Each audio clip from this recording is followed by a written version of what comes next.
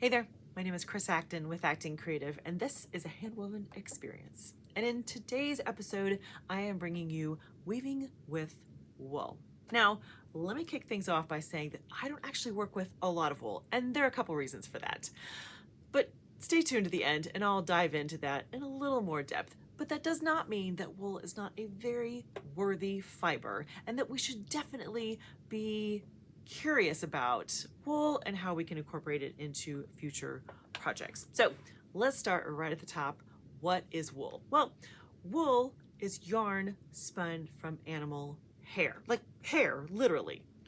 We think mostly about sheep, but it can be other animals. It can be rabbits or goats, all kinds of things. There are descriptions like mohair and alpaca and merino and cashmere and angora. There's all kinds of descriptions for different kinds of wool that you'll see when ordering fibers, right? Now, I gotta say, wool is really an amazing fiber. There's lots of little kind of hidden superpowers that it has. 100% wool is biodegradable. Great for the environment. We love that. Yay. It is flame resistant, which means it takes a very high temperature for it to catch on fire, and then it'll put itself out. Come on, yarn that will put itself out. That's crazy. That is some superhero fiber stuff there. It's also mold and mildew resistant, and it will help kind of regulate temperature. So that's why you would see wool socks, just to make sure that we keep our feet at a comfortable temp. We love that. And for weavers, what I find fascinating is that it takes dye like a champ. Talk about one of the best fibers to actually take some dye. Awesome, we love that. Now, in the more challenging category, moths love this stuff. They're like, ooh, snack time. They also, wool as a fiber has a complicated relationship with water and agitation. We're gonna come back to that in just a moment. But I think the last thing is just that people could be sensitive to wool. Have you ever met someone who's like, oh no, I'm allergic, I can't wear things that are wool? Well, what you find is that it's actually the lanolin in the fiber, and the combination of wool can be really fuzzy, and sometimes that just irritates your skin. I know it's happened to me for sure. So that's something to kind of ponder as you are making a plan to work with wool. So let's get to kind of the heart of the matter. How do we actually weave with wool? First off, warp or weft, or both. You can absolutely use it in the weft. Of course you can. The warp, that's the question mark. Here's what I would recommend, friends. Take a length, give it a good tug. If nothing happens, if it holds together, great. Use it in the warp. If it snaps, if it kind of falls apart from each other, only use it in the weft, just to be safe. Weaving is just more fun if your warp yarns aren't snapping and breaking. So ponder that before you assign where you're going to use the wool in your project. Next up is set. Now, you've heard this word before, right? S-E-T-T, set. That refers to the spacing of your warp yarns. How close or how far apart are you going to put your warp yarns for your project? Now, weavers, we have a numbering system for set, but it's a hot mess, friends. It's all over the place. The system for cotton is different than the system for linen. It's different from the system for wool. So here's what I recommend. If you want a recommendation for how to set or how to space your wool, find a set chart. Be like, okay, I have here a cashmere or whatever. Look up the yarn and find what they recommend for the set. You can also, of course, lay out an inch of it and wrap it around a piece of board to see how close you want to place them, and do some kind of experimenting on your own. But the thing about wool is that it typically has a little fuzz to it. So what you want to consider is how much space we want to allow for the fuzz in the wool.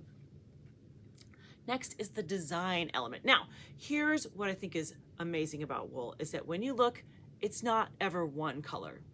It's a whole series of colors. It gives this like heathery look. Like even this, it's not just this kind of marigold color. There's spots that are bright orange and there's a lighter yellow in there. Fascinating. I love that kind of rich dimensional color that you can really only get with wool. So when you think about designing with wool, this is absolutely your ace in the hole. The colors are just really, really unbelievable. Now, let's come back to our conversation about wool and water. So, have you ever accidentally put your cashmere sweater in the washer and dryer, and when it came out, it was not sized for you, it was sized for your 5-year-old and stiff as a board? I think everyone's done some version of that scenario in their lifetime. So you know that wool is funny about water, heat, agitation, that whole sequence of things.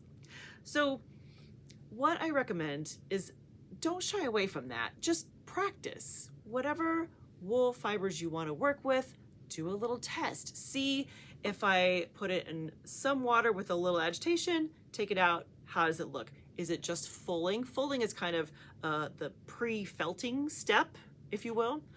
Or if you add a little more heat, a little more agitation, how much does it shrink into itself? How does it become stiffer?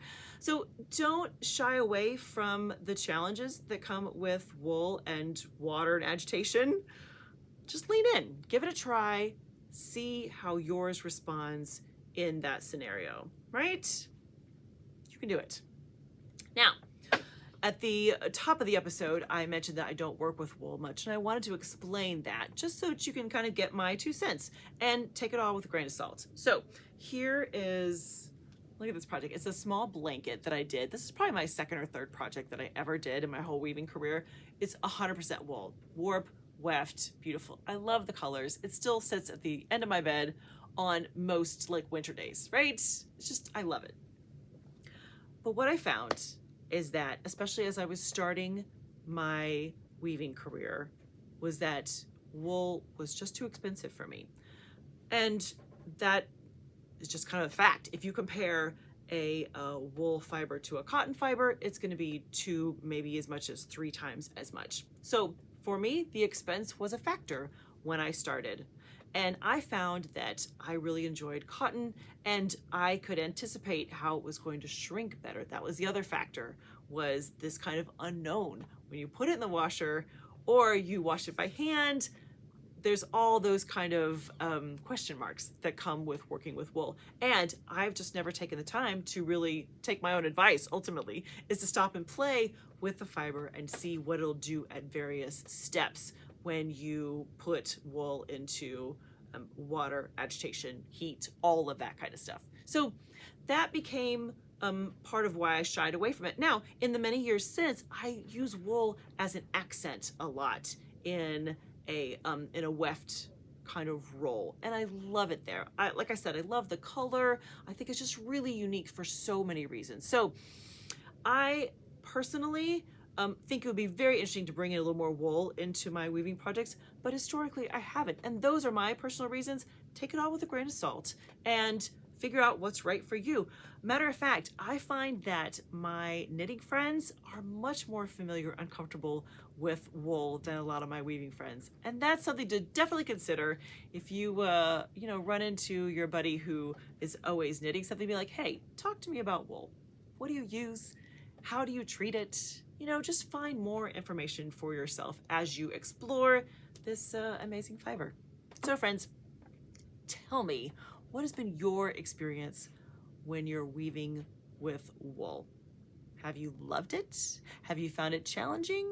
What is your take? I would be very curious to hear what your story is when it comes to working with wool on your loom. All right, friends, let's maybe play with a little wool in our future project, shall we?